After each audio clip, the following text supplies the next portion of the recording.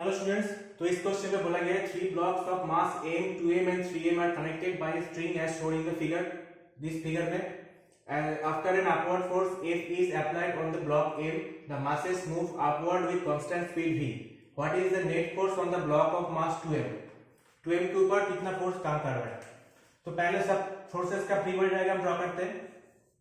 m के case में ऊपर की तरफ F, नीचे की तरफ mg प्लस T1. 2m के केस में क्या होगा? ऊपर की तरफ T1, नीचे की तरफ T2 एंड 2mg. और 3m के केस में क्या होगा? ऊपर की तरफ T2 और नीचे की तरफ 3mg. So no acceleration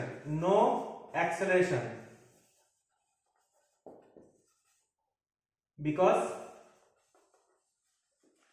blocks are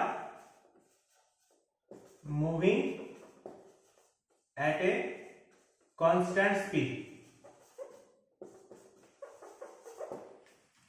So F minus mg minus T1 equals to 0.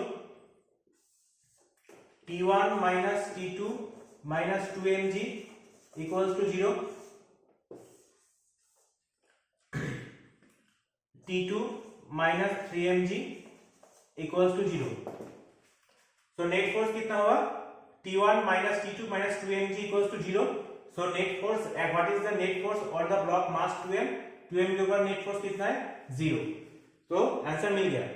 इस टाइप के क्वेश्चन को सॉल्व करने के लिए मेरे चैनल को सब्सक्राइब कीजिए. और कोई डाउट है तो मुझे कमेंट बॉक्स में शेयर करना. Thank you.